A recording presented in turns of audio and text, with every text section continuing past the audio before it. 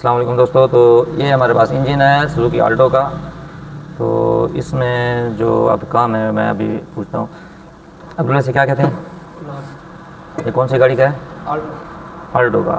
अभी इसमें सबसे पहले फिटिंग किस चीज़ की आएगी? करिंग की क्रिंक की तो नहीं आएगी। नहीं, सबसे पीस देंगे ना। सबसे पहले ये मेन भी गाना लगेगा ना इसके, ठीक है। उसके बाद क्रिंक, करिंग जी। ठीक है ना। क्रिंक जो इसकी है ना, ये वाली, ये क्रिंक है, इसमें लगेगी। अभी हमें कैसे पता चलेगा कि ये उल्टी साइड या सीधी साइड है? ये हमें पेमेंट भी बताएगा तो प्राइवेट सिस्टम में। नहीं, इसमें ये है ना कि इसका पता इस तरह लगेगा कि जो हमारा ब्लॉक है ना, ब्लॉक, इसमें ना ये है कि भी इसमें उल्टी और सीधी साइड कौन सी है। इसमें उल्टी और सीधी साइड ये है कि आप किसी भी ब्लॉक को पहचानना चाहेंगे ना, किसी भी गाड़ी का, खाली इसी का नहीं ये स्लब वाली साइड होगी, और जो आउट साइड है गियर वाली साइड जहाँ पर फ्राई भी लगता है, उसमें सिर्फ मेन प्लेट ही आएगी, सिर्फ, इसके अलावा और कुछ नहीं आएगा, ठीक है। और जो इस तरह ये फिर होल बने होंगे इसके, जो यानी कि होजिंग यहाँ के बेड पे है, यानी कि नया बंदा होना उसे इस चीज़ का इल्म नहीं होता। उसके अलावा हमें किस तरह पता चलेगा ये सीधी साइड है? सीधी साइड का मकसद यही है कि इसमें काफ़ी सारे पहले तो होल आपको नजर आएंगे, दूसरे नंबर पे इसके अंदर एल पंप की जगह होगी, वाटर बॉडी की जगह होगी, और एल के सुराख आपको इसके अंदर मिलेंगे। ये सीधी सी यानी कि आपको गाड़ी का नज़र आ जाएगा कि ये इसकी सीधी साइड है, ठीक है। अगर समझ नहीं आएगी तो वो सीधी सी बात है कि भी आपने उल्टा कर देखना, इसमें सिर्फ फ्राई व्हील की जगह है, इसके अलावा और कोई जगह नहीं है। जब आप सीधी साइड चेक करेंगे तो इसमें ये होगा कि इसकी जो water body, L pump, water body, L pump, और इसकी मेन प्लेट होगी, और जो भी छोटे मोटे पाइप वाटर बॉडी का पाइप हो वो सीधी साइड से ही आएंगे, उल्टी साइड से नहीं आएंगे। और वाटर बॉडी हमेशा सीधी साइड से लगती है और सीधी साइड से ही वो पानी को घुमाती है। तो इसका मतलब ये जो साइड है इसकी सीधी है। ये तो आ गया हमारी सीधी साइड का, इनके ब्लॉक आ गया। इसके बाद ये जो क्रिंक है, इसमें उल्टी और सीधी साइड का किस तरह पता चलेगा?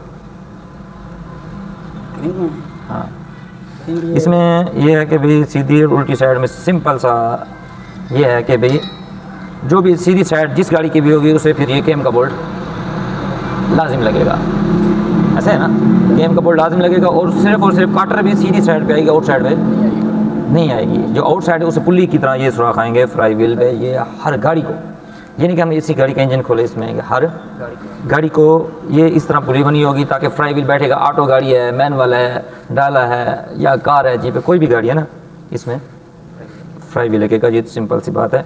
अगर किसी चीज़ समझ नहीं आ रही ना, उल्टी ऐसे लगा देते हैं, ब्लॉक को तो पता चल गया। तो ये चीज़ जो है इसके अंदर होल होगा, उसके अंदर चूड़ी होगी, तो यानी कि फिर उसका काटर का निशान होगा। अगर ये काटर नहीं होगी तो फिर उसकी ये वाली काटर ऊपर से जो वो होगी। इसमें क्या होगा कि ये इसकी सीधी साइड है। और सीधी साइड किस साइड पे आती है? सीधी साइड आती है टाइमिंग वाली साइड पे, जहाँ जिस साइड पे एल पंप लगता है और इसकी मेन प्लेट लगती है और वाटर बॉडी लगती है, ये आती है उस साइड से, टाइमिंग साइड से, ठीक है। इसे हम बोलते हैं क्रिंक, इसका मुकम्मल नाम है क्रिंक शाफ्ट। क्रिंक शाफ्ट यानी कि घुमाने का काम, जैसे शाफ्ट होते हैं ना, वो काम करते हैं, क्रिंक शाफ्ट वो बोलते हैं इससे। और ये देखो ये जैसे बोल्ट लगे इसका, ठीक है। इसके बाद क्या आ जाएगा हमारा? इसके बाद आएगा ये आ गई यहाँ पर, और जो दूसरे नंबर पे है इसकी एक एम शाफ्ट है। इसका भी सीधा क्रिंक की तरह काम है, इसका भी उल्टे सीधे का पता चल जाता है। हमेशा ये जो सुराख वाली साइड है या ये पुली वाली जिसे हम साइड बोलते हैं, ये हमेशा टाइमिंग वाली साइड पे आएगी। और टाइमिंग वाली साइड पे आपने हेड को किस तरह पहचाना है कि ये हमारी उल्टी साइड है या हेड की सीधी साइड है? इसमें ये होगा कि हम लोग हेड को सीधा कर लेंगे, यहाँ देख सकते हैं यहाँ पर बिल्कुल सीधी है, यहाँ पर हेड बंद है, सिर्फ सेंसर की जगह दी हुई है उन्होंने कि सेंसर यहाँ से काम करे, ठीक है। तो जो केम है और जो हमारी जैसे केम कहते हैं, जैसे ये हेड के जो निशान है बिल्कुल सीधे आएंगे, ठीक है। ये हमेशा सीधी साइड टाइमिंग वाली साइड पे आएगी, ये उल्टी किसी भी गाड़ी की उल्टी साइड नहीं लगेगी, सीधा हमेशा टाइमिंग वाली साइड पे इसकी केम आएगी, ठीक है। सिंपल सा काम है इसका। और हेड की भी यही पहचान है कि सीधा ये बिल्कुल, इसे होल भी होंगे, एल के सुराख भी होंगे, और जिस तरह डावले हैं या ये वाली प्लेट की जगह भी होगी। तो समझो कि ये हेड की जो सीधी साइड है, आउट साइड पे कुछ नहीं होगा सिवाय अर्थ वगैरह या कोई सेंसर लगेगा, या ये कुप्पा वाटर कुप्पा हमेशा सिर्फ उल्टी साइड पे लगता है, ठीक है।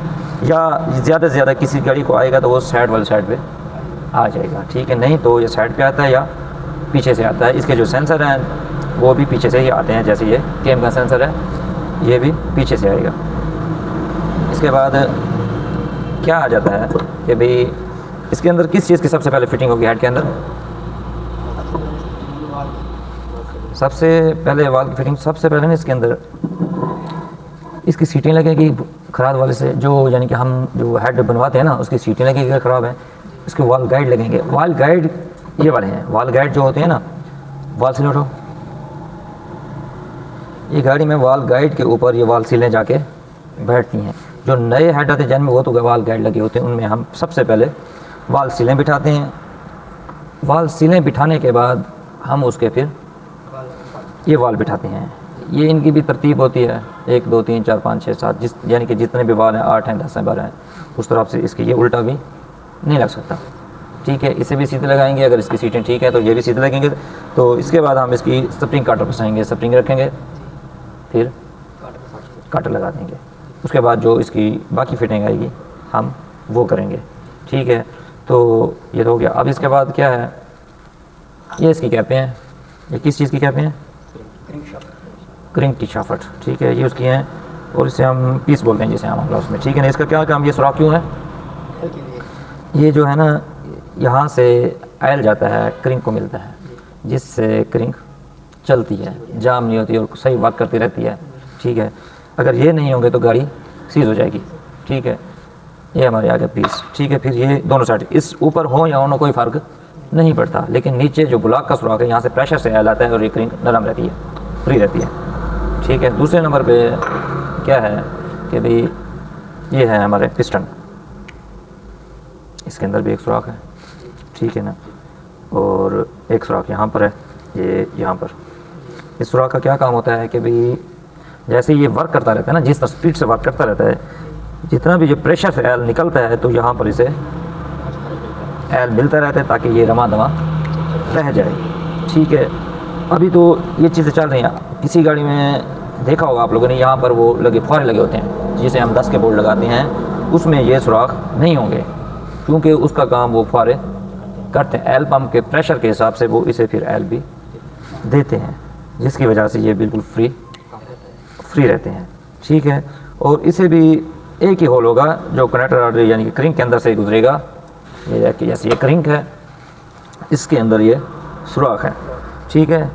तो ये जो क्रिंक के अंदर इन सुराखों से एल आएगा, क्रिंक के अंदर आएगा ना, फिर पूरी क्रिंक में ये वर्क करेगा। इससे क्या होगा, ये हम ये टाइट कर देते हैं, लगा देते हैं मेन बिगन, तो ये उनको फिर एल अंदर से देता रहता है और इनमें से जो इजाफी एल होता है फिर वो यहाँ से इनको आता है, ठीक है। तो ये हो गया, ठीक हो गया, ठीक है। इसके बाद क्या है, इधर को ये यहाँ पर आ गया, ठीक है। और ये हमारी केमें आ गई, ये हमारे सामान दूसरा आ गया। और इसे क्या बोलते हैं हम, इसमें 2 नाम हैं इसके, एक तो इसे बोलते हैं एल पंप प्लेट, इसे है ये है एल पंप प्लेट, और दूसरे नंबर पे इसे बोलते हैं टाइमिंग प्लेट, ठीक है। एल पंप भी यही है, टाइमिंग भी प्लेट ये दोनों यही हैं। इसमें क्या होता है कि ये फ़िल्टर इसके अंदर यहाँ लगा होता है, यहाँ पर जाली लगी होती है, जैसे ही ये वर्क करता है घूमता है एल ये अंदर खींच लेती है, खींच के इसके अंदर डबल सुराख है, एक सुराख से आता है, दूसरे सुराख से वॉश होके इंजन में जाता है। इंजन से फिर जहाँ ज़रूरत है वहाँ पर उन्होंने होल दिए हुए हैं कि कहाँ कहाँ क्रिंक के अंदर जाना है, केम के अंदर जाना है, जहाँ से यहाँ से फिर वो एल सारो वर्किंग करता है। जैसे ये सुराख है ब्लॉक के अंदर, जैसे ये सुराख है, जैसे छोटे छोटे और सुराख हैं एल के, इस तरह ये पूरे इंजन में वर्किंग करता है। ये फ़िल्टर भी इसी के अंदर दिया हुआ है। एल पंप के अंदर हमेशा फ़िल्टर तकरीबन एल पंप का काम करता है। एल पंप जितना भी एल देता है सबसे पहले फ़िल्टर को जाएगा, उसके बाद बाकी इंजन को जाएगा, क्योंकि पहले वो वॉश होगा, वॉश होने के बाद फिर आगे जाएगा। जो सबसे पहले वॉश करता है ना एल, वो क्या चीज़ है?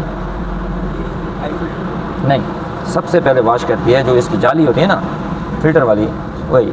जैसे ये जाली है तो इसकी जाली यहाँ पर लगी, इसे यहाँ पर इसके अंदर जाली है, ठीक है।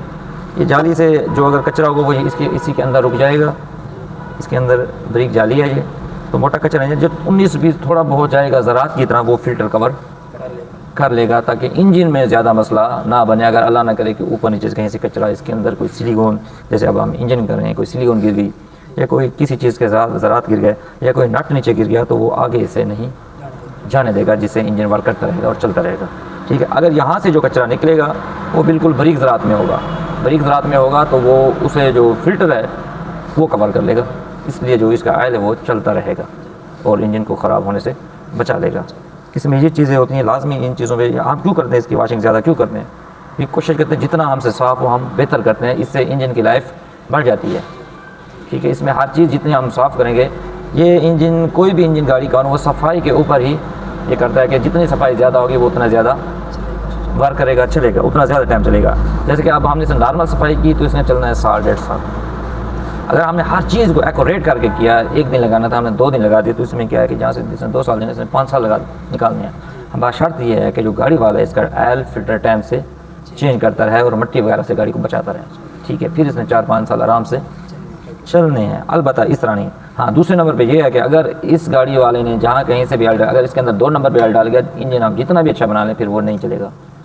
ठीक है, उसके अंदर केमिकल नहीं होंगे, उसके अंदर चिकनाहट नहीं होगी, चिकनाहट नहीं होगी तो इसकी आहिस्ता से ग्रीन आवाज़ करेगी।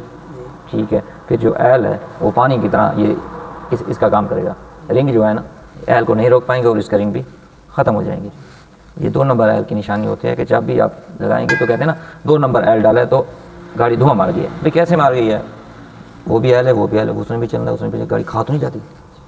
उसमें क्या होता है कि जब ये चलता है ना, इसके अंदर ऑयल होता है जो गाड़ी का, जैसे ही जो केमिकल वाला 1 नंबर ऑयल होता है वो जैसे रिंग को लगता है फ़ौरन साफ होकर नीचे आ जाता है।